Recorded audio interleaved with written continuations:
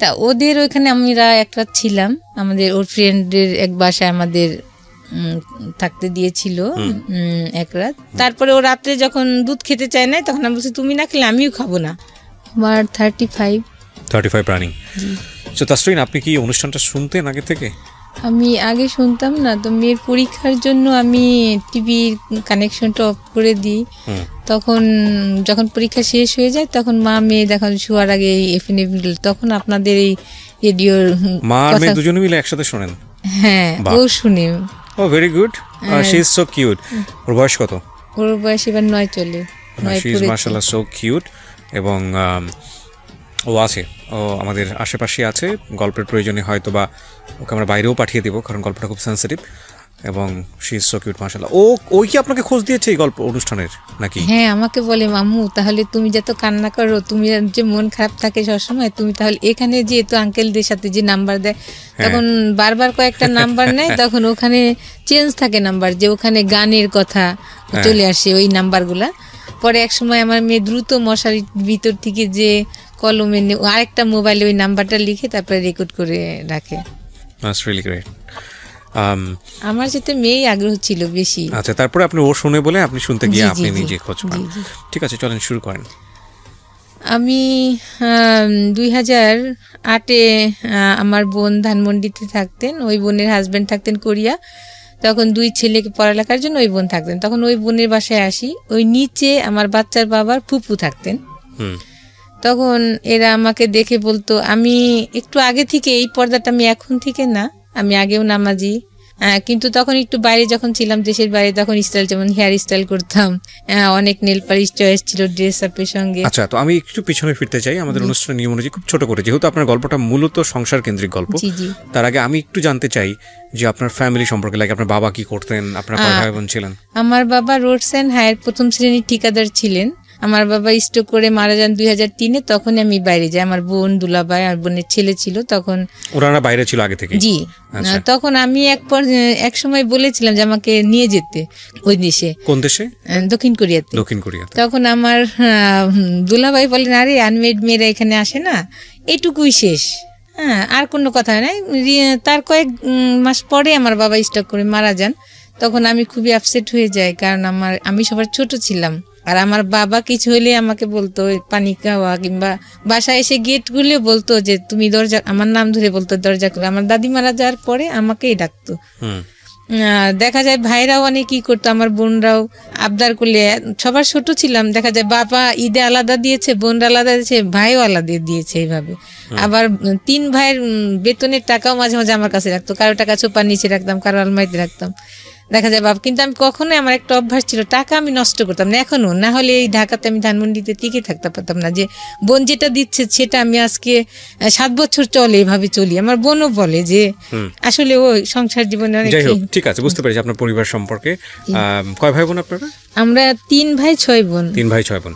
তো আপনি যে গল্পে ছিলেন যে আপনার বোনের বাসায় বেড়াতে এসেছেন, এটা দেশের বাইরে থেকে থেকে আসার পরে, বাংলাদেশে আসার পরে? দেশে থাকা আসার পরে যে ওটা একটা আমার ফ্যামিলির সাথে, আমার মায়ের সাথে একটু রাগ হয়েছিলাম। তারপরে যেই বোনটা আমাকে এখন যে সব কিছুই দেখে, তার উপরে একটু রাগ হয়েছিলাম, তার জন্য ওই বোনের বাসায় আসছিলাম। আর তাদের সাথে আমি টোটালি কন্ট্যাক্ট করতাম না, তখন সময় কাটাতাম শুধু। আমার রুমে একটা টিভি, আমি স্টেডিয়াম থেকে একটা টিভি কিনছিলাম ওই সময়, যে আমার সময় আসলে কাটে না ইবাদত করেও। আচ্ছা, আপনার পড়াশোনা বেশি দূর হয়নি?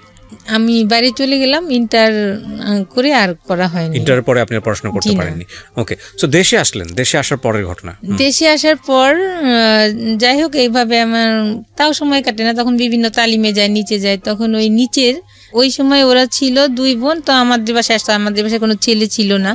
তখন বেশ ওদের সাথে মাঝে মাঝে বাইরে যেয়ে খেতাম। আর আমার ব্যাগে তো পার্সে অনেক টাকা থাকতো, তখন মার্কেটে যেতাম, ওদেরকে বাইরে গেলে খাওয়াইতাম। ওরা বলতো আন্টি ঠিক আছে খাও, আমিও খেতাম, মজা পেতাম, একা একা ভালো লাগে না, ওদের সাথে নিয়ে যেতাম। তখন আমাদের বাসায় এসে ওদের গেস্ট আসলে আমাদের বাসায় থাকতো, তখন আমার ফোন নিয়ে বলতো আন্টি একটু ফোন দিই। আমি বলছি আচ্ছা ঠিক আছে দাও। এভাবে কোথায় ওরা দিত আমি এটা জানতাম না, কিন্তু ওরা কথা বলতো। পরে ওই নাম্বার থেকে আমাকে আবার কল আসতো, তখন আমি বলতাম যে আসলে আমি তো ফোন দিইনি, আপনাকে দিছে। এইভাবে সে বিশ্বাস করতো না। এইভাবে সে একদিন 2 দিন কথা বলতে বলতে পরে আমার সাথে কথা হয়। পরে আমি তার সঙ্গে কোনোদিনও কথা বলিনি, মেসেজ পাঠাইতাম। তারপর ওই সময়টা মনে হয় টি20 খেলা হচ্ছিল, ক্রিকেটের টি20 হচ্ছিল। আমি আবার আগে থেকে ছোট সময় থেকে ক্রিকেট খেলাটার ভক্ত।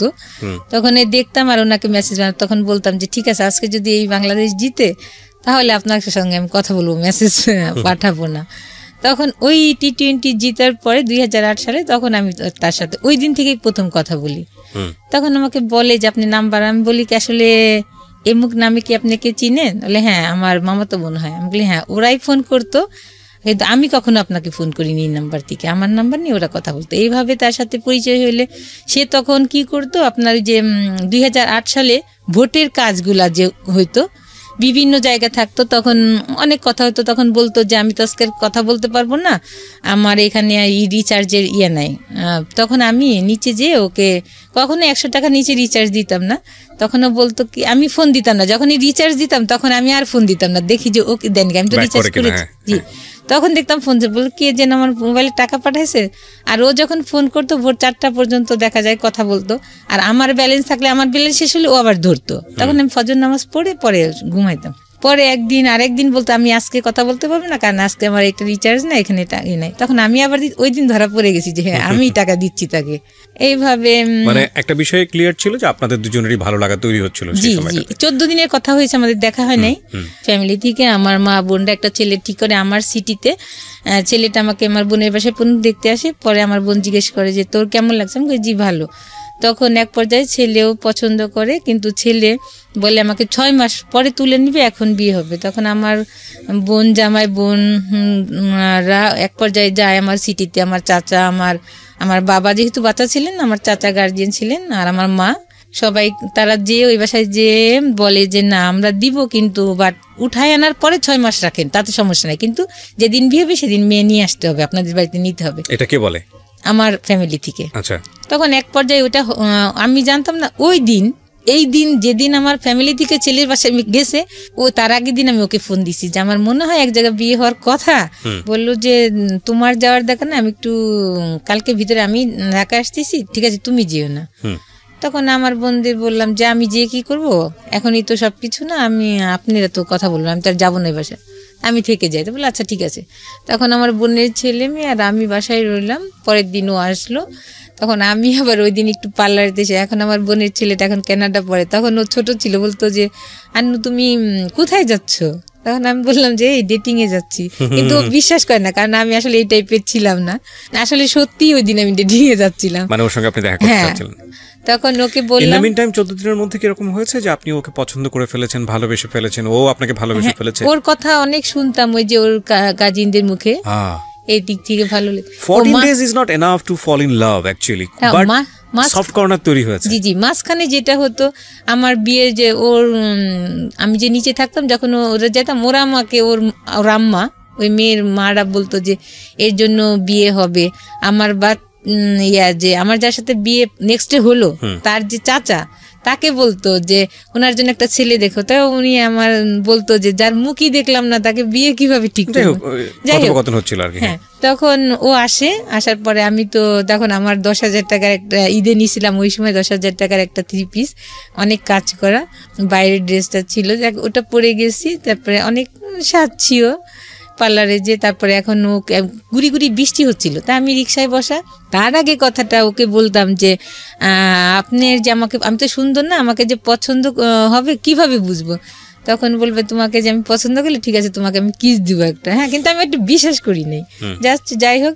তখন আমি ওকে ফোন দিই, তখন দেখি যে ছেলে ফোন উঠায়, তখন আমি বুঝি এই হবে, অনেক লম্বা, ও 5 ফিট 10। তখন ও ফোনটা উঠায়, তখন আমি বলি আমি এই রিক্সায় আছি পিছন থেকে। তখন ও আসে, রিক্সায় বসেই প্রথমে গিয়ে আমাকে কিস দেয়। তখন আমি মানে কি কথা বলবো না কি করবো, আসলে হারাই ফেলি তখনকার ইয়েগুলা। তখন আমি রিক্সাওয়ালাকে বলি কি যে মামা আমি কোথায় যাবো, ওই সময় আসলে কোনো মাথায় আসছিল না। তখন আমি বলি মামা আপনি ধানমন্ডি পার্কে যান, গুড়ি গুড়ি বৃষ্টি হচ্ছে, ওটা মাথায় খেয়াল করি নাই। তারপরে গেলাম, ওখানেই জাস্ট 1 ঘন্টা কথা হয়েছে। তখন এই কথাগুলো বললাম, শেয়ার করলাম। তখন ও বললো ঠিক আছে কোনো সমস্যা নেই, আমি বিয়ে করবো তোমাকে, আমার দেশে যেতে হবে না, ওই ছেলেকে বিয়ে করতে হবে না। তখন আমি বললাম, ছেলেটা তখন জানতাম যে ও তো ইঞ্জিনিয়ার, কিন্তু ওই কাজটা তখন ও করে, ভোটার আইডি কার্ডের কাজটা কাজ করে। তারপরে কি হলো বললাম, তখন বললো কি চলো একটু মার্কেটিং। তখন তো আমার কাছে আসলে অত টাকা ছিল না, তখন আমি ওর জন্য একটা মেরুন পাঞ্জাবি দিয়ে কাজ করা পাকিস্তানি। 14 দিনের মধ্যে এত দূর চলে গেলেন আপনারা? ওই যে আমার বিয়ে ঠিক হয়েছে দেখে ও আসছি ঢাকাতে। ঠিক আছে, বাট ওরা আমি দেখি নাই। আপনাকে তো দেখতে আসতেছে, বিয়ে তো ঠিক হয়নি তখন। ওই জন্য ও যখন কথা হলো তখনই বললো যে না তোমার ওখানে যেতে হবে না, আমি তোমাকে বিয়ে করবো। তারপরে আমি বললাম যে আপনি যে বিয়ে করবেন ঠিক আছে, আপনি তো আত্মীয় আছে তাহলে এখানে, তাদেরকে বললেন না তাদেরকে বলা যাবে না। আমি কই আপনার বাবা মা না, কি না তাও বলা যাবে না। মানে আপনি ওকে ভালোবেসে ফেলেছেন, টু বি অনেস্ট। হ্যাঁ আসলে 14 দিন কথা হয়েছে। যাই হোক, এইগুলো কিন্তু পয়েন্ট, হ্যাঁ এগুলো খুব পয়েন্ট, এবং এগুলো আমাদের জীবনে প্রতিনিয়তই ঘটে। 14 দিন হয়েছে ওনার ক্ষেত্রে, কারো ক্ষেত্রে 1 ঘন্টা হয়ে যায়। আর ওই দিনে আমি প্রথম দেখি, তারপরের দিনে আমার আর কি বিয়ে হয়। তখন আমরা নিউ মার্কেট যাই, নিউ মার্কেটে যে আমার সাইজ চুজ করে ওর ড্রেসগুলো আগে কিনে দিই ওকে, আর আমার শাড়ি পুরা টাকাটা হয় না, আমাদের যে টাকা ছিল শপিংটা হয় না করা। পরে আমি কিছু টাকা করে রেখে আসি, বলি আপনাকে এইভাবে আমি পাঠাই দেবো, দিয়ে যাবো এখানে। পরে এসে আমার শাড়িটারিও কেনার পর আমার ব্লাউজ বানাই দিতে দেয়। আর আমরা বাইরে তখন খেলাম, দুজনে খেয়ে আমাকে আমার বাসার কাছেই নামাই দিয়ে চলে গেল। আপনারা দুজন সম্পর্কে জানতেন?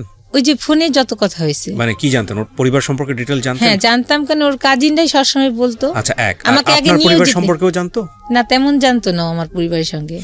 14 দিনের দিন দেখা, প্রথম দেখাতেই এরকম একটা ঘটনা। আমি আসলে কিছু বলি না, কিন্তু কারণ কি তাকে চিনি না, তার কাছে আমার ফ্যামিলি এত কথা। পরের দিন আপনারা বিয়ে করার প্ল্যান করছেন, তো বিয়েটা তো আসলে পারিবারিক বন্ধন, পরিবারকে বলেছিলাম আমি, কিন্তু ও তখন একটা বলে যে না, যদি বিয়ে না হয়, তুমি যদি অন্য কোথাও বিয়ে করো তাহলে আমার কি হবে জানি না। তখন আমি ভাবলাম যে, আর আমি তখন ওই যে যখন ধান পার্কে গেলাম, ওকে আসলে মুখও দেখতে পারিনি, শুধু পায়ের দিকে তাকাইলাম।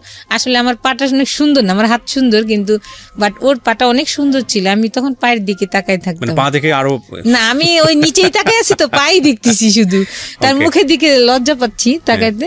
তখন শুধু পাই দেখতেছি, তখন বলছি যে পাটা যখন সুন্দর নিশ্চয়ই লোকটাও সুন্দর হবে, এমন। তখন যখন ও অন্যদিকে তাকাচ্ছে হয়তো বা তখন আর চোখে একটু দেখি, কিন্তু আমি এতই লজ্জা বোধ ছিল, কিন্তু তখন আমি অনেক ম্যাচিউরড মেয়ে, কিন্তু আমি লজ্জা পাচ্ছিলাম ওর দিকে তাকাইতে। ফোনে কথা হওয়ার দেখা অনেকটা একটু থাকে, ব্যতিক্রম থাকে। তখন যখন ফেস টু ফেস কথা কই তখন লজ্জা ছিল, কিন্তু ওকে আমি অনেক টাইম ওর মুখের দিকে তাকাইতে পারিনি। যাই হোক, এক পর্যায়ে তখন ও মার্কেটে নিয়ে যায়, এগুলা কিনা হয়। তখন আমি ওর ওই কাজিনের মায়ের কাছ থেকে আমি টাকাগুলা নিই। তখন আমার ব্যাংকে যাওয়ার ছিল না, পরে ওখান থেকে 6000 টাকা নিয়ে আমি আরো মার্কেটের ওখানে দোকানটা দিয়ে আপনারা নিজেরা শপিং করেছেন। পরে ও আমাকে রেখে গাজীপুর এক ফ্রেন্ডের বাসায় যায়। আমি কালকে তুমি রেডি হয়ে থাকো, আমি তোমাকে নিতে আসবো। অনেক বৃষ্টি থাকে, এত বৃষ্টি, আমাকে ছিনজি করে নিতে আসে। ওই দিন আমি একটু সাজি যে আজকে যখন আমার একটা দিন, তখন সে যে ওর ওই ফুপুকে আমি সালাম করতে যাই, আমি বলি কি দোয়া করেন, বলে হ্যাঁ আপনার মনে আসা পূর্ণ হোক, কিন্তু সে জানছে না যে তারই আসলে ভাইয়ের ছেলে। যাই হোক, পরে ওখানে অনেক ওরা অ্যারেঞ্জমেন্ট করে, গাজীপুর সালতা আমার বিয়ে হয়। বিয়ে হলে বিয়ে ছিল ওর ফ্রেন্ডরাই ছিল, আমার কেউ ছিল না আমার পক্ষে। তখন এক পর্যায়ে কাবিনের টাকা বেশি লিখেছে, 4 লাখ টাকা কাবিন হয় দেখে। একটা বিষয় খুবই খেয়াল করার মতো, সেটা হচ্ছে ঘটনার যদি একদম 2 লাইনে সাম আপ করি, উনি যাকে বিয়ে করলেন ওনাদের নিচ তলার ভাড়াটিয়া, যার সঙ্গে ওনার একটা সম্পর্ক ছিল, এই অর্থে 2 বোনের সঙ্গে উনি বাইরে মাঝে মাঝে আউটিং করতেন। তারা ওনার ফোন ব্যবহার করে যে ভদ্রলোককে উনি বিয়ে করলেন তাকে ফোন দিত। তো এইভাবে আসলে ওনার সঙ্গে কথোপকথন একটা পর্যায়ে, এবং 14 দিন কথোপকথন যেটা হয়েছে যে উনি অনেক বেশি লোনলি ছিল। ইতিমধ্যে উনি বাড়ি থেকে রাগ করে ওনার বোনের বাসায় আছেন, ওই সময়টাতে উনি টাইম পাস করছেন, বিভিন্ন রকমের কথাবার্তা বলতো ওই ভদ্রলোকের সঙ্গে। ইন দ্য মিন টাইম ওনার বাড়ি থেকে বিয়ে ঠিক করা হয়, সেটা ওই ভদ্রলোক জানতে পারে। জানার পরে ওনার সাথে ফার্স্ট দেখা, ইমোশনালি ওনারা একটা সিদ্ধান্ত নিয়ে ফেলেছেন, দে উইল ম্যারি। এবং যেখানে মেয়ে পক্ষের কোনো গার্জিয়ানই উপস্থিত নেই, ছেলে পক্ষের কয়েকটা ফ্রেন্ড আছে। এই বিষয়গুলো খুব খেয়াল করার মতো। আপনারা হয়তো গেস করছেন যে এর পরে কী হবে না হবে, বাট এগুলো আমাদের প্রাত্যহিক জীবনে হয়। হওয়ার পরে আসলে কি হয় সেটাও খুবই লেসন আছে আজকের স্টোরিতে। হ্যাঁ বলেন।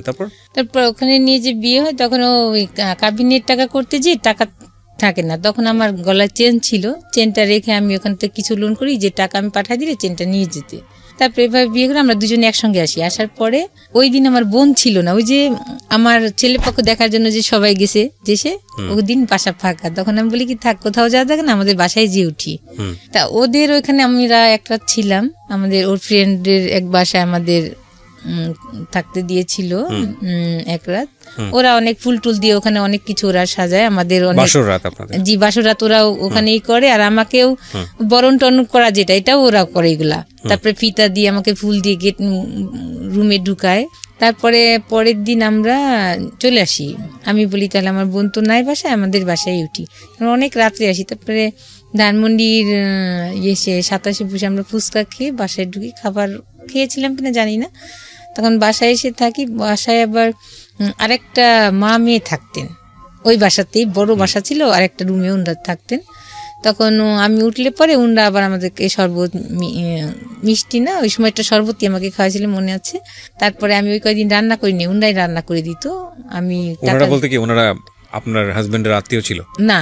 তাহলে ওনারা অন্য পার্সন ছিল ওখানে থাক, ওই একটা বাসা জানতো আপনাদের সম্পর্কে, আপনারা দুজন ওখানে থাকতেন? জি আমি বলছি খালাম্মা আমি বিয়ে করছি, তখন বলছি যে নিচে ওর আত্মীয়, তখন ওনারা চিনে।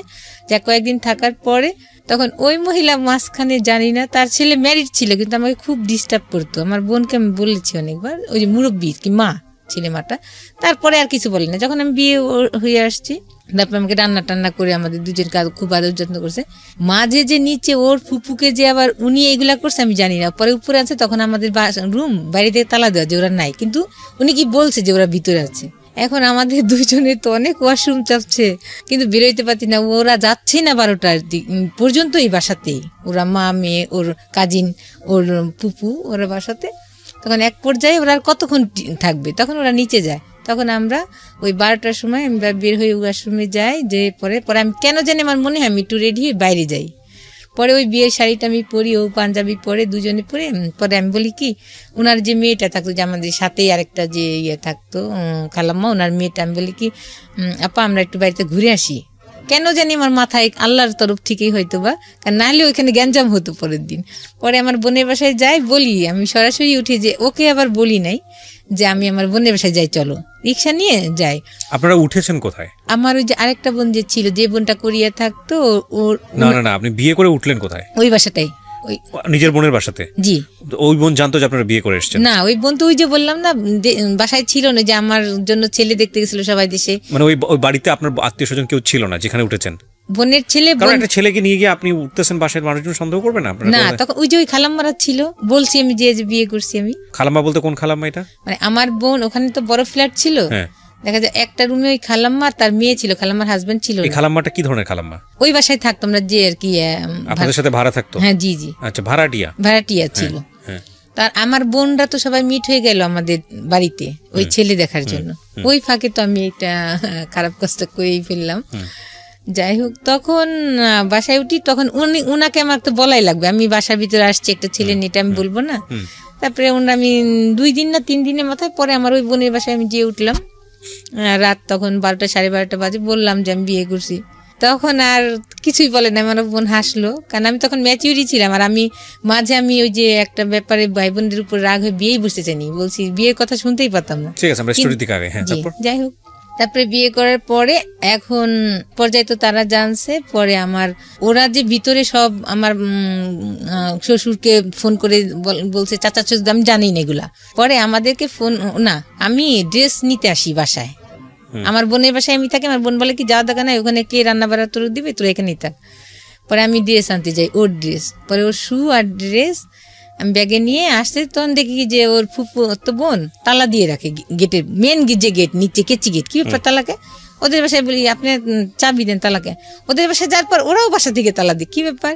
তখন আমাকে ওদের বাসায় আটকানোর পরে ফোন দিলে আমি ফোন দিই, আমার বোন আমার দুলাভাই যায়, কিন্তু ও যায় না গেলে ওখানে প্রথম দেখি ওর বড় চাচাকে, আর আরেক চাচা, 2 চাচা আসছে। পরে 3-4 ঘন্টা আমাকে আজে বাজে কথা বলছে ওর পুপু।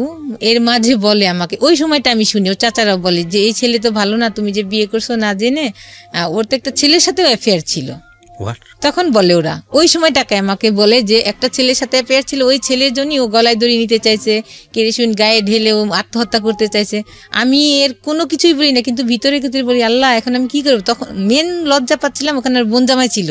আমি যদি একা শুনতাম কথাগুলা আমি লজ্জা পেতাম না, কিন্তু কষ্ট পেতাম, কিন্তু আমি মনে হচ্ছিল কি আল্লাহ মাটি, কিন্তু ওরা যে বকাবাজি করতেছে ওইগুলো আমার কানে যাচ্ছে না, আমি খালি এইগুলো আমার বোন দুলাভাই শুনতে। যাই হোক, তা আমি ওই সময় ফার্স্ট জানি এগুলো। এখন আমি কি করি, আমি না কিছুই বলি নাই, তখন আমার চাচা শ্বশুর আমাকে, যে উনি মারা গেছেন, উনি আমাকে একটা সার্টিফিকেট দিয়েছিলেন যে মেয়েকে একটা ধন্যবাদ, এত ঘন্টা ধরে এত মানুষ এত কিছু বলছে, যে একটা কথাও সে বলে নাই।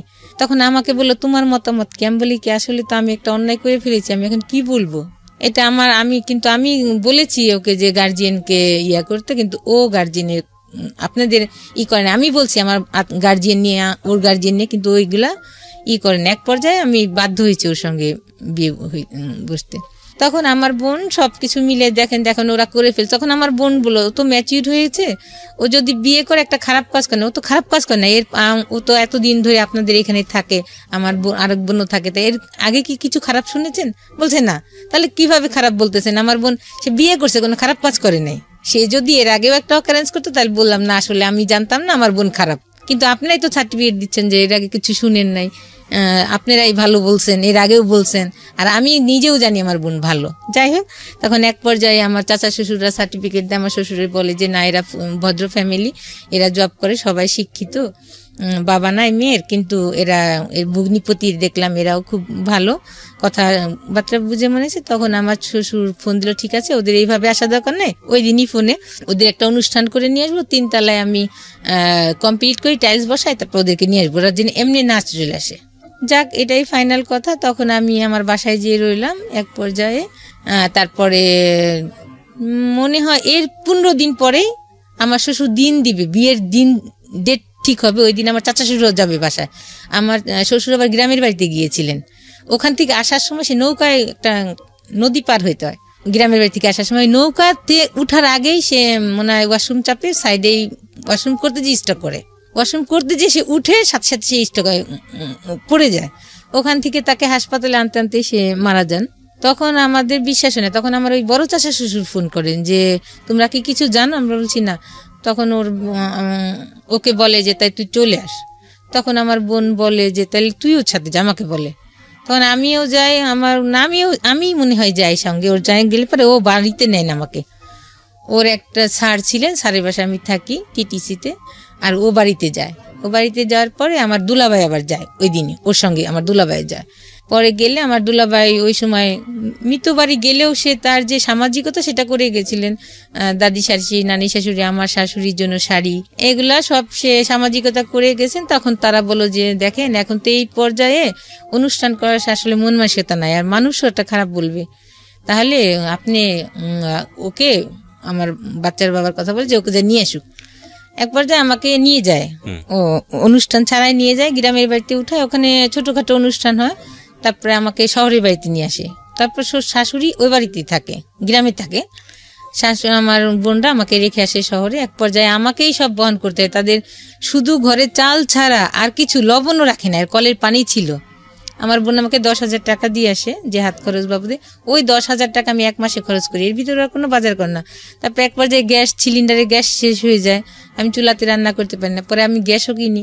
এক পর্যায়ে তারা আর বাজার করে না, কিছুই করে না, কিন্তু তার ভিতরে আমি যাওয়ার পর থেকেই তারা করে যে আমাকে ছাড়াবে। নেক্সট একটা কথা, আমার দাদি শাশুড়ি ভাই উকিল ছিলেন, তা উনাকে আবার আমার শাশুড়ি ওনার সঙ্গে যোগাযোগ করে যে ওকে নিয়ে কথা। তখন আমার হাজবেন্ডকে নিয়ে যায়, আমার দাদি শাশুড়ি ফোন করে নিয়ে যায়, বলে যে কত টাকা কাবিন করছি, সেগুলো বলে কি বুঝে শুনে করছিস, এত টাকা কাবিন করছিস, বউ তো ছাড়তে হবে।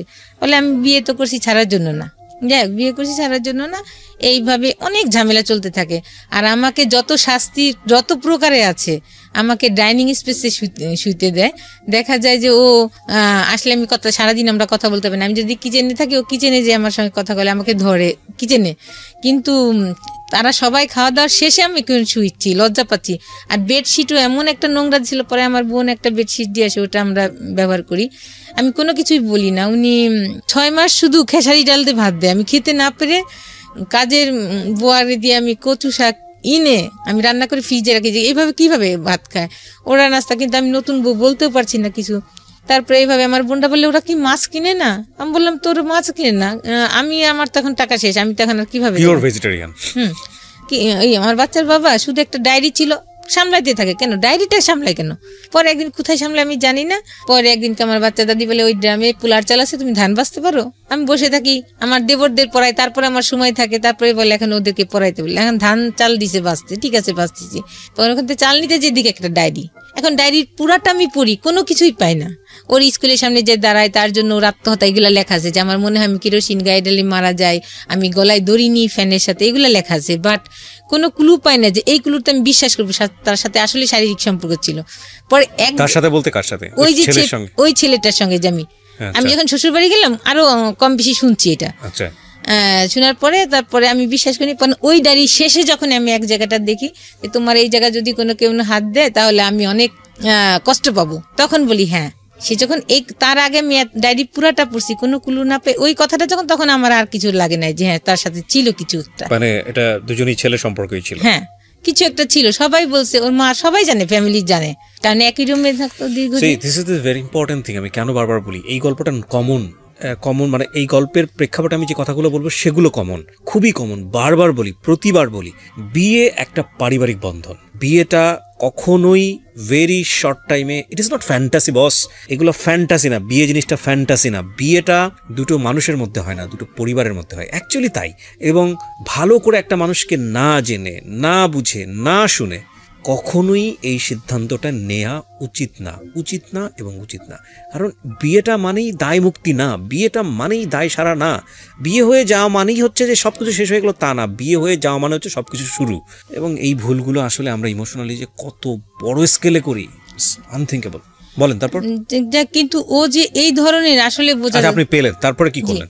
পেলে পরে তখন এর আগের কথাটা বলি, ওই যে যখন অনেক রাতে আমি ওই ডিসিশন নিয়েছিলাম প্রথম দিনে, ওর চাচারা যখন মিট হলো ঢাকাতে, আমি যাওয়ার আগে শ্বশুরবাড়ি, বলছিলাম যে না ওকে আমি ছেড়ে দিব, কিন্তু ও সারা রাত আমার এই দুই পা ধরে বসেছিল। আপনি ওকে জিজ্ঞেস করেছিলেন যে তোমার সম্পর্কে এরকম শুনেছি এটা ঠিক কিনা? বলে এগুলো মিথ্যা। তাহলে আমি বলে কি করে বিশ্বাস করি, তুমি কি করলে আমি বিশ্বাস করি? আমি কি কোনোদিন যদি আপনার কিছু শুনি তোমার, তাহলে আমি করব।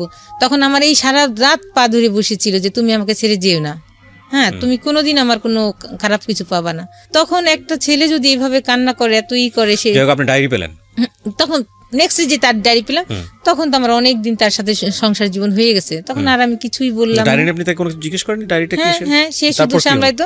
পরে আমি পাওয়ার পরে যখন তাকে টর্চার করলাম, এগুলা জিজ্ঞেস করলাম যে এগুলা, তখন সে 5 ওয়াক্ত নামাজ পড়ে, আমি 5 ওয়াক্ত নামাজ পড়ি, তার ভিতরে এগুলা তখন করলো কি, সে সব ডায়েরি আরো কাগজ টাগজ ছিল তার ড্রয়ারে, ওগুলা পুরাইলো আমার সামনে, পুরাই ফেললো। ওই ডায়েরিটা আরো কি কি কাগজ ছিল ওগুলো পুরাই ফেললো। বাট আনসারটা কি ছিল তার? কিছুই বলে না, শুধু হাসে এক পর্যায়ে রেগে সব পুরাইলো। তখন আমার তো নতুন সংসার, কোনো কিছুই রাগ না। বিয়ের কয় মাস পরের ঘটনা এটা? বিয়ের 2 মাস 3 মাস পরে। মানে আপনি তখন শিওর হয়ে গেলেন যে এরকম একটা সম্পর্ক ছিল, আর এলাকারও বলছে আমাকে এগুলা। যাই হোক, বলার পরে আমি তো সংসার করছি। এক পর্যায়ে আমার ছেলেটাকে এটা আপনি আইডেন্টিফাই করতে পেরেছিলেন ওই সময়? জি, ওদের পাশের বাসায় ছিল। তো রাতে ওদের কোনো বোন ছিল না, ওরা 4টা ভাই ছিল, ওদের 2 ফ্ল্যাট নিয়ে থাকতো, ফাঁকাই থাকতো রুমগুলা, ওর সঙ্গে রাত্রে থাকতো এসে, অথবা বন্ধুর মতন খুব ক্লোজ ছিল এই পর্যায়ে। তখন যাই হোক, এগুলো সব আপনি ওর মুখ থেকে শুনেননি? না, ও আমাকে কিছুই বলে না। হ্যাঁ, ওর আত্মীয়স্বজন বলেছে। তারপরে এক পর্যায়ে আমি প্রেগনেন্সি হই, 2009 আমার মেয়েটা হয়। সংসার একটু খরচ বেশি বাড়তি লাগে, কিন্তু হয় না। যেটা ওর যে বাসার নিচে যে দোকান ছিল, ওটার যে আয় হতো, দেখা যায় মেশিনটা তারপরে মাসে দ্বিগুণ টাকা লেগে যেত নষ্ট হইলে সারার জন্য।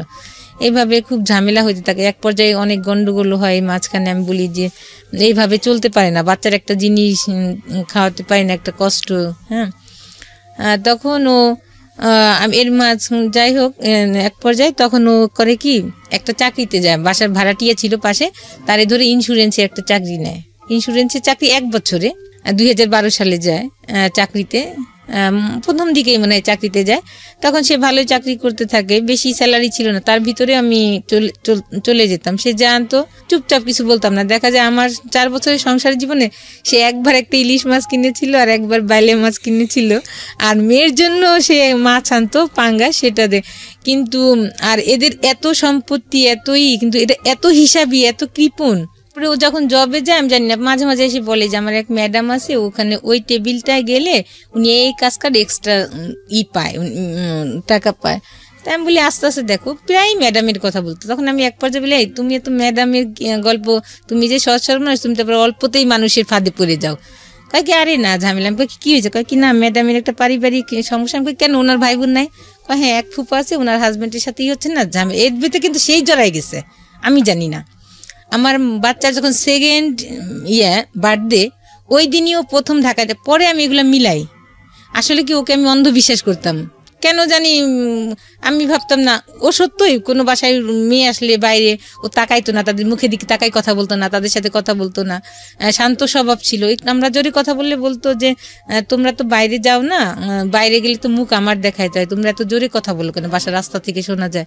এই ধরনের সে খুবই, আর সে কি বলবো অন্য ধরনের মানুষ ছিল আমার কাছে না, শুধু আমার ফ্যামিলিও বলে, কিন্তু সেই ব্যক্তিটা যে এত খারাপ কাজ করতে পারে এরপরেও। তারপরে আমার বাচ্চাটা এরকম ম্যাডাম ম্যাডাম করতো। তখন ফার্স্ট ডেতে আমি ফোন করি, ঢাকা আসছে সে মেশিনের কাজে, বাড়ি থেকে ঢাকা আসছে, আসার পরে কি ব্যাপার ফোন ধরে না, রিসিভ করে না। ওর বার্থডে বাজার করবো, সে গেছে 12টায় পৌঁছেছে, তার ফুল বন্ধ, ওর দাদির ফোন দিয়ে দেয় বন্ধ। তখনই সারি ওই মেয়েটা, আর ম্যারিড পার্সন একটা কথা আমি যেটা বলি, ম্যারিড পার্সন মেয়েদের হয় কি সহজেই সহবাস হয়ে যায় একটা পুরুষের সাথে যদি সম্পর্ক থাকে, কারণ তখন তো মেয়েটার আর মেয়ে একটু ভয় পায় যে না কি করবো। আর ছেলেদের কোনো প্রবলেম নাই, কেউ দেখলেও কি আর না দেখলেও কি, যে এটা আমার তর্ক, কিন্তু মেয়েদের একটা আনমেড ভয় পায় কিছু অ্যাক্সিডেন্টলি কিছু ঘটে কিনা, কিন্তু আমার পরবর্তীতে আমার সংসার জীবন কেমন হবে। কিন্তু ম্যারিড মেয়েরা কিন্তু এটা ভাবছে না, একটা ম্যারিড ছেলের সাথে সম্পর্ক, যেটা আপনার পার্সোনাল অপিনিয়ন, আমরা ওই জায়গাটায় না যাই, ইভালুয়েশনের জায়গাটা না যাই, ঘটনাটা কি ঘটেছে সেটা বলেন। হ্যাঁ, তখন দীর্ঘদিন ওই মেয়ের সাথে যোগাযোগ করে, যেটা আমি জানি না, ওর নামে আর একটা ওর কলিগ ছিল, বলতো কি ভাবি, তখন ওই মেয়েকে নিয়ে ওই মেয়ে একটু দূরে ছিল, বাসা কাছে নিয়ে আসছে যাতে তাকে সে যোগাযোগ বেশি করতে পারে, শর্ট টাইমে চলে আসতে পারে। পরে বলে কি ভাবি আমার কোনো হাতে কিছু নাই, এখন আপনি সংসার আপনি রাখেন। বই কেন, ওই দিন আমি আমার টাকা নিয়ে যাই, ওর জন্য একটা জায়নামাজ গিফট করবো, 13ই নভেম্বরে বার্থডে ছিল, জায়নামাজ গিফট। তখন আমার হাত পা ভেঙে আসে যে কি বললো এটা। তখন আমি বলি আচ্ছা ঠিক আছে, তখন আমি আর বাসায় আসি না, বাসায় না এসে ওই মেয়ের অফিসের কাছে দাঁড়ায় থাকি। ওই দিন ও অফিসে নাই, ও আবার কি করতো, সবাই যখন লাঞ্চে যেত ও তখন যেত না, তখন ও ওই মেয়ের সাথে কথা বলতো, সবাই যখন লাঞ্চের থেকে আসতো তখন ও লাঞ্চে আসতো।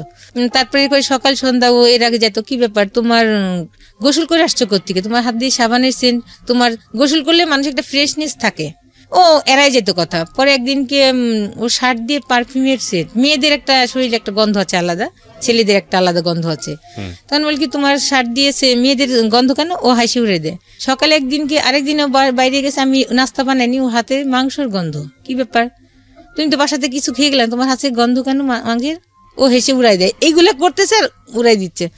ফজর নামাজ পড়ে সে বাসায় আসতো না, কি ব্যাপার এতটাই, বলে কি ওই যে তাবলিগের ছিল, দাওয়াত ছিল, ওখানে গেছিলাম, কিন্তু কন্টিনিউ সে মিথ্যা তো বলে যাচ্ছে। তারপরে আমি আমার মা তখন ক্যান্সারের রুগী ছিল, আমি আসবো আমার মাকে দেখতে, তখন ও আমাকে এড়াই যেত আর বলতো যে তুমি গেলে এত তাড়াতাড়ি আসলে, এত টাকা খরচ করে গেলে, 1 মাস না থাকলে হয়। আপনারা এইটা বুঝে নিয়েন যে ও একটা স্বামী স্ত্রীর মধ্যে যেই সম্পর্ক থাকা উচিত আমাদের সেটা ছিল না আমার, কিন্তু আমি এটা মাঝে মাঝে মিসিং পেতাম, ওর বুঝতাম, কিন্তু সংসার জীবনে কলহর জন্য স্টপ হয়ে যেতাম, মাঝে মাঝে মন খারাপ হতো, কান্না করতাম, তারপরে আর বার্গেনিং করতাম না। তারপরে এক পর্যায়ে আমি ওই মেয়ের অফিসের সামনে দাঁড়ায় থাকি ওই দিন 13ই ডিসেম্বর, আর আমি মার্কেটে যে ওর জন্য জায়নামাজ কিনি না, দাঁড়ায় থাকলে পরে ওই মেয়েটা অটোতে উঠে, আমি পিছনে অটোতে উঠছি, দেখি যে বাসার সামনে সে ওর বাসার সামনে নেমে হেঁটে যাচ্ছে, আমি পিছনে, মেয়েটা যায় আর পিছনে পিছনে তাকায়। তখন মাঝখানে আমাদেরই এক পরিচিত মুয়াজ্জিন আছে, উনি আবার ওই সাইডে দোকান দিছিল, তখন বলে হ্যাঁ ভাবি আমি তো ভাইকে দিক দিয়ে মাঝে মাঝে যাওয়া দেখি, সকাল সন্ধ্যায় যায়। মেয়ের পিছনে পিছনে যে বাসাটা দেখে আসি, তখন আমি কনফার্ম হই না যে আসলে তার সাথে সম্পর্ক। পরে আমি বাসায় আসি, বাসায় আসলে পরে এক পর্যায়ে ওর যে নিচে দোকানটা থাকে, ওই দোকানের ড্রয়ারে পাসপোর্ট থাকে ওর, আর কিছু টাকা থাকে, আর আমার বোন আমার মেয়েকে যে ব্যাংকে নতুন টাকা দিছে বান্ডিল সহ, সেটাও আমাকে জানায় না, ওইভাবে রেখে দিচ্ছে, টাকাটা খরচ করে নাই। ওই টাকাগুলো নিয়ে আমি বাসায় উঠি, ও অফিস থেকে বাসায় এসে দেখে ড্রয়ার ভাঙায়, আমাকে অনেক সার্চ করে, আমি কিছুই কথা বলি না, তখন ও বাসা থেকে চলে যায়। তখন আমি এক ভাড়াটিয়াকে বলি যে মামি আমি একটু এই ঘটনা, আপনি আমার সাথে একটু চলেন। তখন উনি আমার সঙ্গে যায়, যে একসঙ্গে আমি আগে যে মেয়েটাকে ফলো করে যে বাসা চিনে আসছি, আমি কিন্তু ভিতরে ঢুকি নেই, মেয়েটাকে আমি দেখাইনি, কিন্তু যখন আমি ও বাসাতে চলে যায় আমাকে টর্চার করে, তখন মামিকে আমি সাথে নিয়ে যেয়ে দেখি যে দুজন একই সাথে, তখন আর আমি সহ্য করতে পারি না, মামিকে রেখে আমি ওকে বলি যে তুমি এগুলা করতে পারলে, এক পর্যায়ে হাত দিয়া, তখন ওই মেয়েকে আমি গায়ে দিই যে এই, তার আগে আমি ওই মেয়েকে সাবধান করে আসছিলাম যে আমার একটা বাচ্চা আছে, এর আগে যে আমি যে আপনি আমার সংসারটা নষ্ট করেন, ওকে আমি ভালোবেসে বিয়ে করছি ওকে, আপনিও আমার সংসারটা নষ্ট করেন না। বলে কি আপা আপনি কি বলেন এগুলো? তখন আমাকে নাস্তার সাথে আমি কিছুই খাইনি না খেয়ে, যাই হোক এই পর্যায়ে চলে আসি, আর কথা বলি না। তখন ওই মেয়েটাকে আমি ইচ্ছা মতো মারি দিই যে তুই তো জানতি যে আমার একটা বাচ্চা ছিল, তোকে না আমি অ্যালার্ট করে দিয়ে আসছিলাম যে আমার সংসার ভাঙিস না, আমার একটা মেয়ে আছে। আর সে এই পর্যায়ে এইগুলা হয়ে যাওয়ার পরে, অকারেন্স হওয়ার পরে তার বাড়ি থেকে ভাই মারি। তখন ওই মেয়েটা কি করে, আমি এক পর্যায়ে করি, বাড়িওয়ালা বলে ঠিক আছে আপনি বৈধ, আপনি ওর প্রথম স্ত্রী, আপনি পুলিশ আনেন। তখন আমি সত্যি থানায় আমার বোনদের ফোন করি, আমার বোনদের এক পর্যায়েও ফোন দেয় যে আপনার বোনকে আর আমার রাখা সম্ভব না। তখন আমার বোন আমাকে ফোন দেয়, তখন বলে কি ঠিক আছে তুই যা, পুলিশ নিয়ে। পুলিশ আনার মাত্র তখন দেখি যে মেয়ে নিয়ে ও অলরেডি ওর বাড়িতে চলে গেছে, ওই মেয়ে নিয়ে, ওই বাসার নাই মেয়ে নাই। তখন পুলিশকে নিয়ে আমি আমার শ্বশুরবাড়িতে উঠি। ওঠার পরে প্রতিবেশী যারা আছে তারা আসে, তারা টাকাটুকু দিয়ে পুলিশকে সলিউশন করে দেয়, ওই মেয়ে থাকে। এক পর্যায়ে দেখি কি আমার বাচ্চার দাদি তার রুমে নিয়ে ওই মেয়েকে উঠাইছে। তার মানে সে যদি প্রশ্রয় না দিত, তার ছেলে কিন্তু আরেকটা কথা, সেখানে প্রশ্রয় অপ্রশ্রয়ের বিষয় না, ইভালুয়েশনটা আসলে আমাদের যারা শুনছেন দর্শক তারাই মূল্যায়ন করুন। ঘটনা আপনার লাইফে যেটা ঘটেছে আপনি সেটা বলে যান। তারপরে ওখানে উঠায়, তারপরে এক পর্যায়ে কথা হয়, তখন ওই মেয়েকে ওই রাতে রাখে ওদের বাসায়, আর আমরা তো দোতলাই থাকি। কিন্তু সে এর মাঝে সে করতো কি, বাথরুমে যে মেসেজ পাঠাইতো, কথা না, বাসায় যতটুকু বেশি কথা না বলতে পারলে বাথরুমে যে মেসেজ পাঠাইতো। পরে আমার গার্জিয়ানরা গেল, অনেক টর্চার করলো, তুমি এই ধরনের কাজ করতো, সব জায়গায় কি তোমার সাথে শুধু মেয়ের দেখা, আর কারোর সাথে দেখা না? বলে হ্যাঁ আমি তো অফিসে, কই না তুমি অফিসিয়াল কাজ, তার বাসায় বাড়িতে যেত না। ওই ঈদের কথাটা মিসিং হয়ে গেছে। সে করছে কি আমাদের বাসায় রেখে সে ওই মেয়ের বাড়িতে গেছে। প্রশ্নের উত্তর দেন, সেটা হচ্ছে আপনি যেটা বললেন যে মেয়েটাকে ছেলেটাকে আপনি একসাথে পেয়েছেন, পুলিশ নিয়ে আসছেন, তারপরে বিষয়টা কি মীমাংসা হলো আপনাদের মধ্যে? মীমাংসা কি ছিল? মীমাংসাটা ছিল আপনার সঙ্গে থাকবে আপনার হাজবেন্ড না বলে না, আমি এমনি গেছিলাম, আমি তাকে বিয়ে কিছু করি। মীমাংসাটা কি ছিল, রেজাল্টটা কি ছিল? আপনার সঙ্গে রয়েছে, হ্যাঁ আপনার সঙ্গে থাকবে, আপনি সেটা মেনে নিলেন। হ্যাঁ মেনে নিলেন, তার মানে সে ওই মেয়ের সঙ্গে যোগাযোগ করবে না।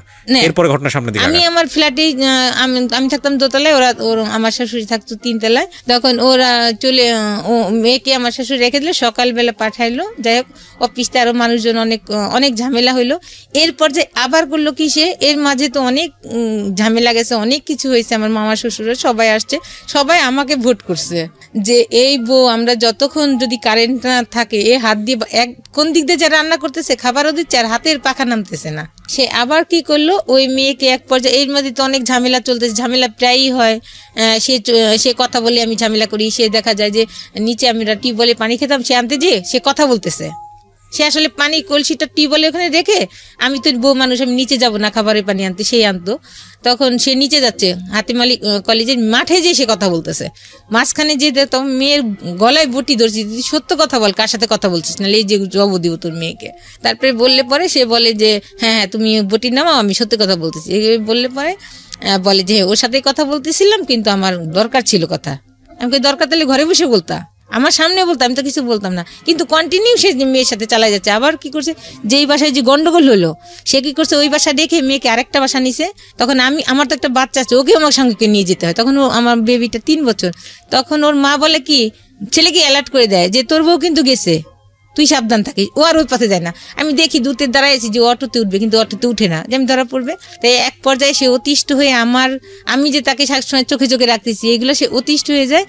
তখন কি করে, এক পর্যায়ে সে মেয়ে নিয়ে চলে যায়। বলে আমাকে বলে কি, আমি তো এই কয় তারিখে এসে যাবো, ঢাকাতে যাবো, আমার কাজ আছে। স্যার আমাকে, তার মাঝখানে আমি স্যারকে এবার ফোন দিছি, এমডি স্যারকে, স্যার ও কিন্তু ওই মেয়েকে নিয়ে যাবে, আপনি ছুটি দিবেন না। স্যার আমার আচ্ছা ঠিক আছে। তখন ওকে বলে যে তুমি তো আমার শুক্রবারেও কাজ আছে, তুমি যাইতে পারবে না, বৃহস্পতিবার লঞ্চে উঠবে। কিন্তু এক পর্যায়ে যাই, বাসায় এসে এটা বলে কিছু বলি। তখন ও যেদিন নাকি ফাইনালি যাবে টাকা পয়সা নিয়ে, সেদিন আমি তো জানতেছি, আমি আবার করছি কি, 2টা আমার বাচ্চার কাপড়গুলা আমি নিচে একটা জায়গায় রাখছি যাতে কেউ না দেখে। ও যাবে, আমি এক পাশে যাবো পাশ। তখন করে কি, আমি এদিক দিয়ে নিজে অস্থির হয়ে যাচ্ছি যে ও আজকে চলে যাচ্ছে মেয়েটা নিয়ে, আর ওরও খারাপ লাগছে চলে যাচ্ছে। ও ভাত খেতে পারতেছে না, ও করছে কত ভাতের গুলো কত চিনি দিয়ে ঘাটে, ওরও খারাপ লাগছে চোখ মুখ। এদিক দিয়ে আমার মাথা ঘুরাচ্ছে, আমি মাথায় তেল পানি দিচ্ছি, কিন্তু ওকে বুঝতে দিচ্ছি না যে আমি বুঝছি। তখন আমি অন্য একটা ছেলেকে লাগাই রাখছিলাম যে ও যখন যাবে ওর পিছ যাবে যে ও কাকে নিয়ে যায়। পরে হ্যাঁ ওই যায় লঞ্চে, দেখে যে 2টা মহিলা, একটা মহিলার বাচ্চা কোলে আর একটা মহিলা বসে আছে চাদর পিছে। পরে তখন আমাকে আবার বলে যে দেখবো আজকে কে আগে ফোন দেয়, যে আগে ফোন দেয় সেই বুঝবো ভালোবাসে বেশি। আমি তো আচ্ছা ঠিক আছে। আমি তোর ফোন দিই না। ও বলে দেখে কি দেখছো, আমি তোমাকে বেশি ভালোবাসি, আমি তোমাকে আগে ফোন দিলাম, তুমি তো ফোন দিলা না। ওর মার কাছে ফোন দেয়, ওরা কই বলে করে দে তো, দেখি না মানে পাশে বাসায় গেছে নাকি, জানে না সেও আমি যে লঞ্চ ঘাটে গেছি। পরে আমি লঞ্চ ঘাটে গেছি, তখন ওই ফোনটা রিসিভ করতে পারি না, গাড়ি শব্দ হবে দেখে আমি দূরে যেয়ে ফোনটা রিসিভ করি যে হ্যাঁ আমি বাসায় পাশে বাসায় আসছি। পরে আমি যে করি কি, ও তো অনেক লম্বা, ও করছে কি মেয়েটা ওইদিকে মুখ করে বসা আর ও হলো মুখ করা বসা সিঁড়ির দিকে। আমি সিঁড়িতে উঠা মাত্রই ও দেখে ফেলছে, আর ও খুবই চতুর, এত চতুর যেটা আমি বোঝাইতে পারবো না, ভালো যেমন তেমন চতুর। ও আমাকে দেখে চট করে উঠে গেছে। আমি করছি কি তখনই মেয়ে কোল থেকে নামাই দিছি। ও করছে কি মেয়ে নিয়ে যখন আসছে তখন আমি ওই মহিলা, তখন আমি বললাম যে বাচ্চা কোলে, ওর ওই মেয়েটা ওই মেয়ের ভাইয়ের বাচ্চা কোলে। তখন আমি বললাম বাচ্চা নিয়ে কোথায় যাবে, আমি টার্গেট করিনি, বাচ্চা আবার পরে দিবে। তখন আমি ওর ভাবির পাশে আসি, ওই মেয়ে ততক্ষণে করে কি ফোন করে ওর ছোট ভাইদের আইনে ওই বাচ্চা, ওর ভাইয়ের বাচ্চাকে ওকে দিয়ে তারা দুজনে, ও তার মাঝখানে আমার বাচ্চার বাবা আমার বাচ্চাকে ওর দাদির কাছে দিয়ে টাকা পয়সা নিয়ে মাইতে বলে দেয় যে তোরা বাঁচে যা। তখন ওরা বাসে চলে আসে। তখন তো আমার এমন পজিশন, তখন রাত্রে আমি রাত জেগে 2টা চিঠি লিখলাম, সারা রাত জেগে। আর যতক্ষণ চিঠি লিখছি ততক্ষণ শুধু আমার মেয়ের দিকেই আমি তাকাই কান্না করছি, আমার শাশুড়িকে, যে আমি এই 4 বছরে আপনার মন জোগাইতে পারিনি, কিন্তু আমার মা নাই, কিভাবে যে আপনার ভালোবাসা আমি পাবো আমি নিজেই জানি না, কি করলে আপনি আমাকে ভালোবাসতেন। যাই হোক, অনেক ব্যথা পাইছি, আপনার ছেলে সংসার করতে এসে অনেক কষ্ট দিয়েছেন। ও এক পর্যায়ে চলে এসে পরে আমি ঢাকাতে আসি ওকে খুঁজি, আমি কামরাঙ্গীর চরে যে খুঁজি ওকে, এইভাবে কি ঢাকাতে মানুষ খুঁজে পাওয়া যায়? পরে আমি বোনকে ফোন দিই, যখন দেখি নিজের পা আর চলে না, তখন আমার বোন বলে তুই এইভাবে কি মানুষ খুঁজে পাবি, বাসায় আস। বাসায় আসলে পরে আমার দুলাভাই আসে, সব শুনে পরের দিন আমার দুলাভাই আমাকে নিয়ে রওনা হয়। ওদের বাসায় গেলে পরে ওর খালু খালা আর ওদের আত্মীয় স্বজন বলতে ওর চাচা ছিল না, আর ফুপুদের কোনো এলাকা ছিল না। আপনারা কোথায় খোঁজেন? আমি না খুঁজে পান না, তারপর কি করেন? খুঁজে যায়, ছবি দেখাই খুঁজি যে একে কি দেখছেন, ভাড়া থাকে একে দেখছেন, এভাবে করি না। তার আমার বোনরা বলে এভাবে তুই পাবি না, চল ওদের বাড়িতেই যাই। পরে আমার বোনটা তো জব করে, বন্ধুরা ভাই ছুটি নিয়ে তারপরে যায় আমাকে নিয়ে। পরে ওদের আত্মীয় স্বজন বলতো মামারা, খালি খালারা ছিল, ওদের ফেভারে কথা বলে, ওর মামাদের এত অ্যালাউ করতো না মামা। পরে আমি আমার বোনকে নিয়ে আবার ওদের বাড়িতে যাই। পরে এক পর্যায়ে আমি যাই না, আমার বোনের বাসায় থাকে। আমার বোন আবার ওদের থ্রেট করতে থাকে যে আমার বোনকে তোরা কোথায় গুম করছিস, বের কর, নাহলে তোদের নামে আমি কেস করবো। এক পর্যায়ে তাহলে ওর মা ফোন করে ছেলেকে বাড়িতে আনে। ও বাড়িতে আসার পর আমাকে একটা মেসেজ দেয়, তোমার সংসার তোমারই রয়েছে, আমি বাড়িতে ফিরে এসেছি, তুমি আসো। পরে আমার বোনটা আমাকে নিয়ে যায়, সকালে আমরা পৌঁছানোর পরে এক পর্যায়ে অনেক আমাদের আত্মীয় স্বজনও যায় ওইখানে, পরিচিত সবাই, আমার দুলাভাইয়ের যারা সার্কেল ছিল তাদেরকে নেওয়া হয়। ওদের আত্মীয় স্বজন আসার পর অনেক গ্যাঞ্জাম হয়। এক পর্যায়ে ওরা আমাকে ছাড়ানোর জন্য টাকা পয়সাও রেডি করে রাখছে ওর মা, আমরা সেটা জানি না। তখন এক পর্যায়ে আমার দুলাভাই ওকে গায়ে হাত দিতে যায়, এত বড় বিয়াদব একটা বাচ্চা আছে যেখানে, সেইখানে আমি বলি কি ঠিক আছে। পরে আমি আমার এক আত্মীয় ছিল মুফতি, তখন আমি বলি ভাই ওই মেয়েকে কিভাবে ছাড়ানো যায়? তখন বললে যে কি একটা দোয়া ছিল, যিনি মুত্তাকিলা মুফাসসিল না কি বললে আমার নাম ধরে, তাছাড়া যত স্ত্রী থাকবে তালাক হয়ে যাবে। তখন আমি ভুল করছিলাম যে এটা যদি করে সে তাহলে ঠিক আছে আমি মানবো। পর এইটা করার পরে সকালে শুকুর আলহামদুলিল্লাহ আমি সংসারে থেকে যাই। আমার বোনরা চলে আসার পরে একদিন থাকে বাসায়, তারপরের দিনই করে কি সে বলে যে আমি নল সিটিতে কাজে যাচ্ছি। ওর মা বলে ও কি কাজে যাবে না, তার মিথ্যা কথা বলে কাজে। আর ও করতো কি তখন বাসায় আমাদের দোতলায় থাকতো না, 3তলায় বেশি সময় কাটাতো, কারণ ওইখানে তো অবাধে সে যাত্রা করতে পারবে না, তার কোনো কেউ বাধা নাই। তখন সে ওই মেয়েকে নিয়ে ওই বাসায়, পরের দিন পরে আমি ফোন দিছি, আমাকে তো বলছে যে বলে কি মেজো ফুপুর বাসায় যাবো ওখান থেকে কাজ সেরে। পরে আমি ফোন দিছি, মেজো ফুপু ও কই, নিপাকে ওর সাথে পাঠাই দিন। বলে কি যে কেন কিভাবে তো আসে নাই, আমাকে কেন যায় নাই। পট করে উনার মেজো ছেলে এসে ফোন ধরে, হ্যাঁ ভাবি, উনি আমার ভাসুরই তো, কিন্তু ভাবি বলতো হ্যাঁ ভাবি ও তো আমাদের বাসায় আজকে যাবে না কালকে, আমি করে এক্ষুনি বাসায় পাঠান, আসলে মিথ্যা। পরে আমি আর কিচ্ছু বলিনি। ও তখন আমি বাসায় রান্না করে মনে উপরে খাই, এর ভিতরে তো বাচ্চা দাদি যা তা খেতে দিতে এই আজে বাজে কথা বলে। তারপরেও আমি তো না খাওয়ার মতোই, হয়তো বা যখন পারি না তখন একটু যে পানি কোনো রকম খেয়ে আসি। তারপরে করি কি তখন আমার মাথায় আর কাজ করে না যে আর ওকে সময় দেওয়া যাবে না, ওর সংসার আমাকে আর সম্ভব না। তখন আমি বাইরে যে গ্লোভস কিনি, হাতের একটা কাগজ কাটে যে ধারালো ব্লেডের মতো নিয়ে এসে ওই চাকুটা কিনি। প্ল্যান ছিল যে আমি যখন ওর সংসার করতে পারলাম, কোনো মেয়ে জানি সংসার করতে পারে না, এটাই আমার মাথায় ছিল যে ওরা একটা এমন ব্যবস্থা করবে যাতে ও আর কোনো মেয়ের জীবন নষ্ট করতে না পারে। তখন এক পর্যায়ে ও পরের দিন রাত্রে আসে, আমি তো রেডি হয়ে বসে আছি, আমি বাসায় রেডি থেকে ও বাসায় আসে, আসার পর উপরে দুজনে একসঙ্গে খাই। আমি কোনো কথা অন্য দিন কিন্তু অনেক ঝামেলা করি কোথায় গেছিলে, কিন্তু ওই দিন কোনো কথাই বলিনি। বাসায় আসার পরে আমার বাচ্চার দুধ ছিল, গুঁড়ি দুধ, ওটা আমি করি, আগে ঘুমের ওষুধ আমি গুঁড়ি করে রাখি, রাখার পরে ওর দুধে মিলাই, ওর কাপটা আমারটা মিলাই না। তখন আমি বলি ও খেতে চায় না, করলে যে আপনার একটা ভয়ঙ্কর বিপদ হতে পারে, ওটা আমার তখন মাথায় কাজ করে নাই যে মানুষের এত যন্ত্রণা। শুনেন, একটা এর মাঝে অনেক কথা গেছে। শি ওয়াজ প্ল্যানিং লাইক ওর এমন একটা অবস্থা করে দেওয়া যাতে করে ও পরবর্তীতে অন্য কারো সংসার করতে না পারে, আপনারা বুঝে নেবেন আপনাদের জায়গাটা থেকে। এবং সেজন্য উনি একটা ধারালো ব্লেড কিনে নিয়ে এসছে, আরও অনেক কিছু কিনে নিয়ে এসছে। And she is planning like a pro বলতে আমি যেটা বোঝাচ্ছি যে প্রফেশনালরা যেভাবে প্ল্যান করে আর কি, ঘুমের ওষুধ টষুধ খাওয়ায়। And this is not the end, cause প্রত্যেকটা ঘটনার একটা ইফেক্ট থাকে। দেখেন কোথাকার জিনিস কোথায় গিয়ে দাঁড়িয়েছে, বলেন। এর মাঝে আমি অনেক ও বলে, আমরা জানি যে এই স্টোরিটা আসলে যদি আপনাকে ইলাবোরেটলি বলতে দেওয়া হয় এটা সারাদিন বলেও শেষ হবে না। এর মাঝে ওর আত্মীয়স্বজন যাদের এই বোর মতো বোন, আমি অনেক পরিশ্রম করছি, আমার জামা ছিঁড়ে গেছে, কিন্তু আমি ওই বলছে জামা বানাইতে, আমি বানাই নিয়ে মুছি। সংসারে কয় বছরের সংসার আপনার? 4 বছরে। যে আলমারিটা হোক, এই খাটটা বানানোর পরে আমি ড্রেস নিব। ওকে, ঠিক আছে, আপনি তারপর কি করলেন? তারপরে ও রাত্রে যখন দুধ খেতে চায় না, তখন আমি বলছি তুমি না খেলে আমিও খাবো না। তখন এক পর্যায়ে দুধটা খায়, খাওয়ার পরে সে ঘুমিয়ে অনেক কথা বলি, কথা বলতে বলতে এক পর্যায়ে তখন আমি তার সাথে মিলন হতে চাই, কিন্তু ওই সময় ও সে হয় না। তখন আমি এক পর্যায়ে আমি দেখি তাকে, জাস্ট পরীক্ষা করেছে কি বলে, কিন্তু আমারও ইচ্ছা ছিল না। তারপরে এক পর্যায়ে সে ঘুমায় যায়, ঘুমায় গেলে আমার যে দরকারি জিনিসগুলো, আমার ক্যামেরা, আমার গোলগুলা, আমার পছন্দের শাড়ি, আমার মেয়ের ড্রেসগুলা, কিছু যেটা লাগবে আমি একটা চাদরের উপর ফেলে বাঁধি।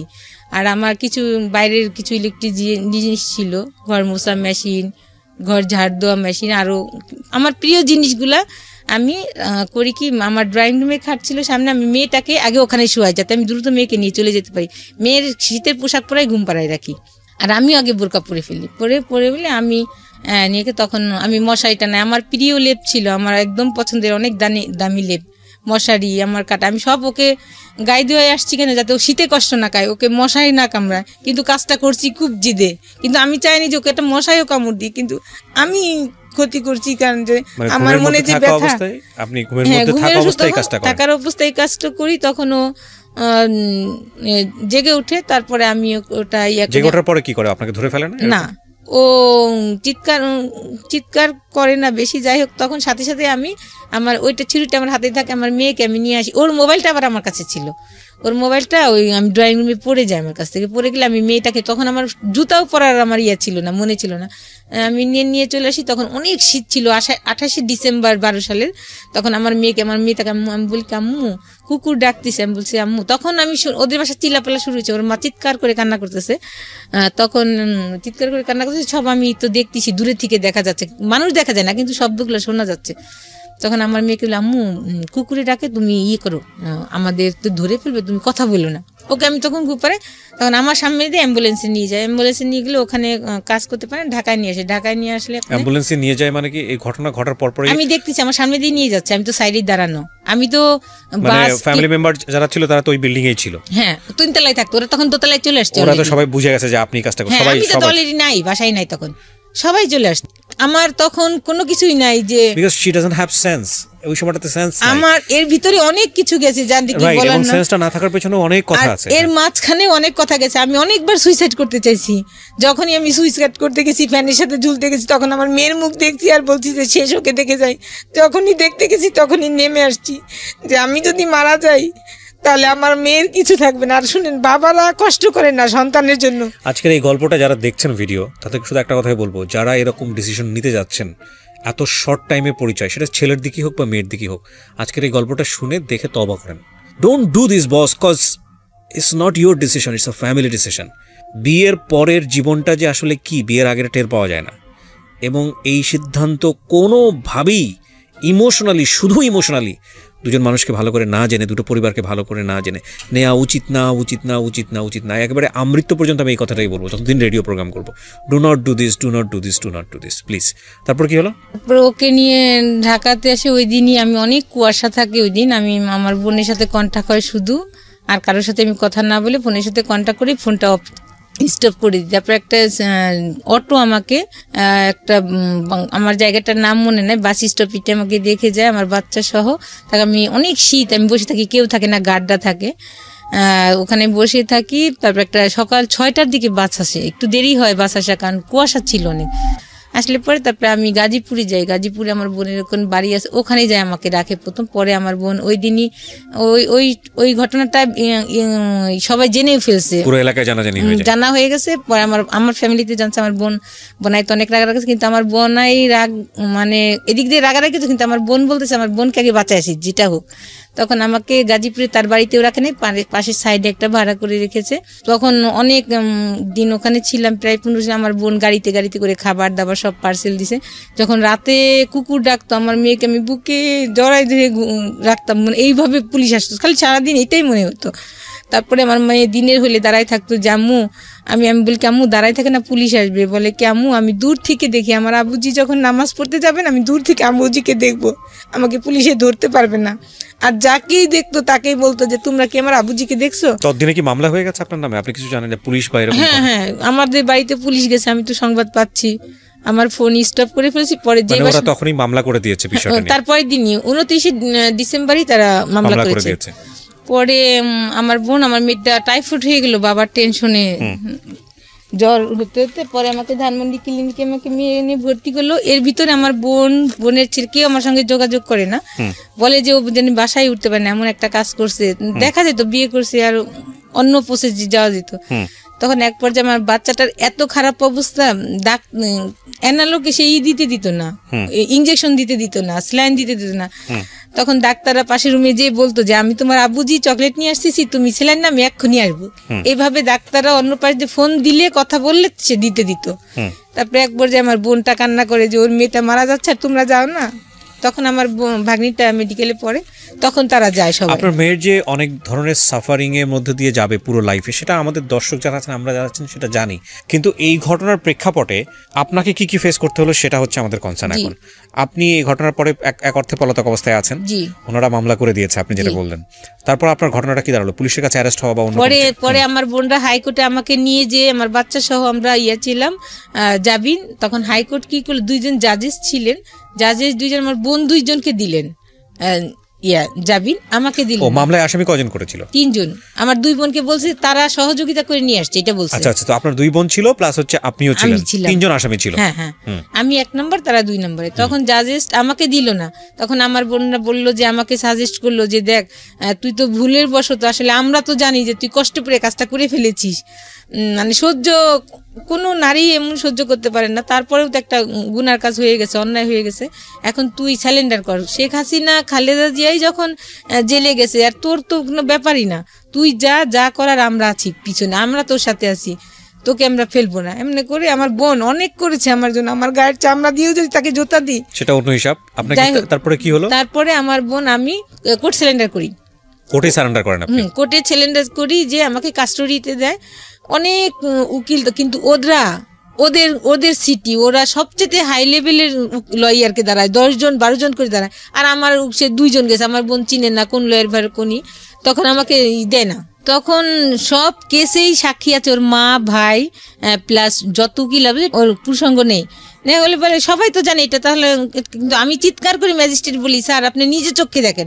পরবর্তী নেক্সট একটা ওখানে একটা দাঁড়াই আছে যে 205-এ, যে সচক্ষে দেখেন, কিন্তু ম্যাজিস্ট্রেট এই কাজটা করে নাই। বলে কি যে প্রমাণ এবং সাক্ষ্যাদি কাগজপাতি দ্বারাতে বোঝা যায় যে সচেতন। মানে এক পর্যায়ে যখন সাক্ষী চলে আসে, লিখিত সাক্ষী, সবাই বলে নাই, খুঁজে পায়নি, কেউ বলে সেটা তো অন্য হিসাব।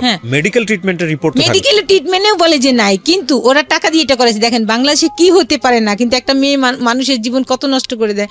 এক পর্যায়ে ও নিজের মুখ দিয়েই বেরোয় যায়। ও যখন দিতে যায়, সাক্ষী দিতে যায়, যে ও তখন ভিকটিম সাক্ষী দিবে যে আমারটা নাই। তখন আমার লয়ার বলে যে আপনি এক বাক্যে উত্তর দেন, কি প্রস্রাবের সাথে প্রস্রাব করেন? তখন বলছে ও হ্যাঁ। তখন বলে তাহলে আমার একটা কথা বলেন, 10 আনি আপনি আছেন না 12 আনি 16 আনি ভালো আছে? তখন ও বলে যে না আমার 12 আনি ভালো আছে। তখন আমার লয়ার বলে যে মিথ্যা। তখন সারা কোর্টে একটা হইরই পড়ে যে এতগুলা সাক্ষী হলো শেষ সাক্ষী, সবাই বলছে যে নাই, খুঁজে পায়নি। আর এত বছর, 2 বছর অলরেডি, তখন 2-3 বছর চলে যায় কেসটার। 5 বছর ঘুরছে এই কেসটা। আপনি জেল খাটেন কতদিন? আমি প্রথমে কাস্টডিতে আমাকে 9 মাস আমাকে জামিন দেয় নাই, যে নাই তখন আমাকে তো 9 মাস আপনি একটানা জেল খাটেন? হ্যাঁ। আচ্ছা, তারপরে আপনি বের হন, তারপরে এই প্রসিডিউরটা শুরু হয়? হ্যাঁ, বের হলে পরে 2 বছর ধরে এটা চলে? হ্যাঁ, 3 বছর।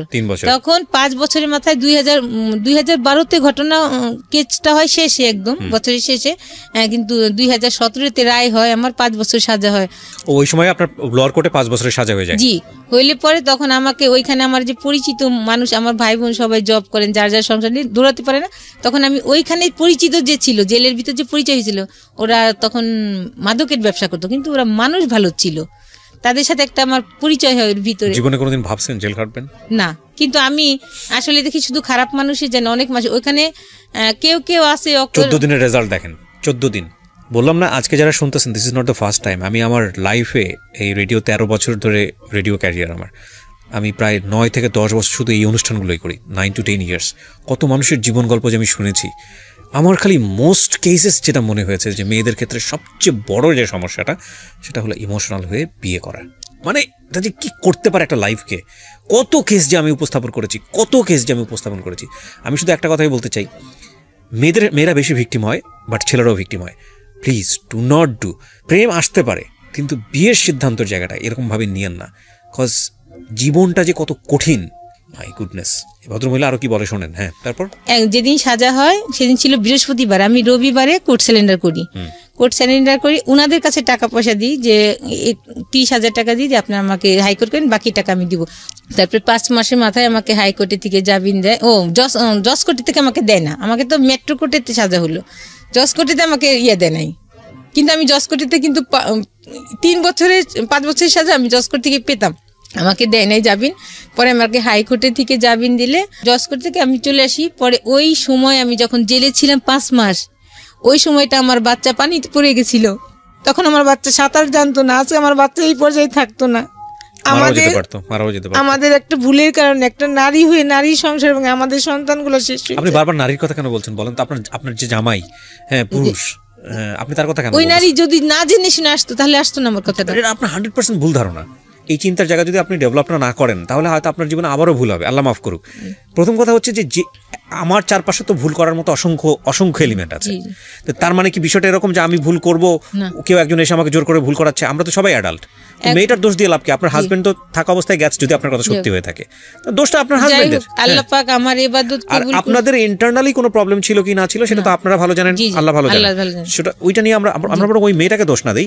মেয়েটা যদি দোষ থেকে থাকে, তাহলে মেয়েটার চিন্তা করা উচিত ছিল যে হ্যাঁ, এই সংসারটা, একটা বাচ্চা আছে, এই সংসারটা টিকে থাকা উচিত। এটা আমি আপনার সাথে একমত।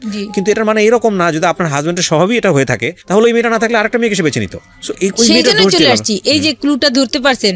আমি তখন চিন্তা করলাম যে এই মেয়েটাকে আমি আত্মীয় স্বজন সব ঝামেলা করে ধরে কেস কাবারি দিয়ে আমি একে বাদ করতে পারি, কিন্তু এ আবারও যাবে। আচ্ছা, আমি যে প্রসঙ্গে জানতে চাই, আপনাকে 5 বছরে যখন সাজাটা দেওয়া হলো, আপনি হাইকোর্টে মামলাটা নিয়ে গেলেন, হাইকোর্টে নিয়ে আমাকে জামিন দিল। এখন জামিনে আছি আমি, এখনো জামিনে আছেন। তার মানে মামলাটা এখনো চলছে এবং এটা কবে নাগাদ রেজাল্ট আসবে, কি হবে না হবে আপনি জানেন না? জানি না। এমন হতে পারে যে আপনার সাজা হয়ে যেতেও পারে। আমার বহাল রয়েছে। তখন আমি এইবার চাইছিলাম যে আমাকে পার্মানেন্ট জামিন দিতে, কিন্তু পার্মানেন্ট জামিন আপনাকে দেয় নাই। আমাকে 1 বছর দিয়েছে। 1 বছর। তার মানে এই মামলাটা কত বছর যাবত চলছে? 2012 সালের ডিসেম্বর, 29 ডিসেম্বর থেকে। আপনি আমাকে সহজ কথা এক লাইনে বলবেন, প্রত্যেকটা মোমেন্টে মনে হয় না যদি 5 বছরের সাজা হয়ে যায় কি হবে মেয়েটার? হ্যাঁ, সবসময় মনে হয়। তার মানে উনি বাইরে আছেন, কিন্তু আলটিমেটলি ভেতরে, উনি মনের ভিতর থেকে উনি জেলে আছেন। আরেকটা যেটা কথা বলি, আল্লাহ সত্যই সবার জন্য আছেন। আমি সবসময়, আমি 5 ওয়াক্ত না, আমি বেশিরভাগ ওখানে যখন থাকছি শুধু জায়নামাজি আমার কাজ। আমাকে সবাই বলতো যে কে খালি জায়নামাজিই বসে থাকি। আপনিও তো মামলা করেছিলেন। হ্যাঁ, আমি নারী নির্যাতন এবং একটা আমার কাছে যৌতুক নিয়েছিল 2 লাখ টাকা আমার বাবা থেকে। সেটা ওই মামলা কি হয়েছে? ওরা চালাকি করে একসময় বলছিল আমাকে মাঝখানে যে তুমি কেসগুলো উঠে নিয়ে আমরা কেস উঠাবো। তখন আমি মিসিং এই ভুলটা আমি করি।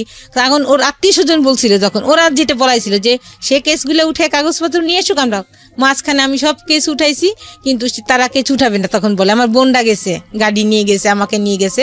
আর তখন তারা বলে কি, ওরা ফোনই স্টপ করে বসে আছে। মানে কেস তোলার পরে কি আপনারা ধরা খেয়ে গেছেন? হ্যাঁ, তখন আমি একটা পারিবারিক কেস এসে আবার দরখাস্ত করছি, যে তখন এটা উঠে নেই, দরখাস্ত দিচ্ছি যে নেক্সট তারিখে আসলে উঠবে। তখন শুধু ওই পারিবারিক কেসটা ছিল, আর যে আমার কাছে যৌতুক নিছে এগুলা আর উঠানো হয়ে গেছে। আচ্ছা, ডিভোর্সটাও হয়ে গেছে আপনাদের? যে ডিভোর্স ওরা এই যে কিছুদিন আগে দিয়েছে। জি জি। This is really touchy story এবং সহ্য করার মতো না। উনি যে গল্পটা আজকে মুখ ঢেকে এখানে বলেছেন, ওনার গার্ডস ছিল পুরো সমাজকে ফেস করার, কিন্তু ওনার মেয়ের কথা চিন্তা করে উনি আজকে ফেসটা দেখান নাই। মেয়ের সামাজিকতা, মাশাআল্লাহ, she has a cute baby, বেঁচে থাকার একটা অবলম্বন তার কাছে আছে, কিন্তু জীবনে একটা ভুলের জন্য পুরো জীবনটা কোথায় চলে যায় আপনারা চিন্তা করে দেখেন। ওনাকে যে অত্যাচারটা করা হয়েছে, আমি যদি বলি যে হ্যাঁ অত্যাচার জীবনে আসতেই পারে, ঘটনা দুর্ঘটনা ঘটতেও পারে, উনি যদি ঠান্ডা মাথায় স্টেপটা নিত যে ঠিক আছে মামলা তো আমাকে করতে হবে, পুলিশের দ্বারস্থ আমার হতেই হবে, তো ঠিক আছে ও যে অন্যায় করছে সেটার জন্য নারী নির্যাতন মামলা করি বা এটা করি ওটা করি, ঠিক আছে, ওইখানেই কিন্তু সাজাটা এনাফ ছিল। কিন্তু উনি না করে নিজে এই ধরনের একটা কাজ করেছে জিঘাংসা থেকে, যে না আমার সংসার যেহেতু হলো না, ওরা এমন একটা ব্যবস্থা করে দিব যাতে করে ও অন্য কোনো মেয়ের কাছে যেতে না পারে, এবং সেটা সে করার স্টেপ নেওয়ার পরে ওনার লাইফটা পুরোটাই বিকলাঙ্গ হয়ে গেছে।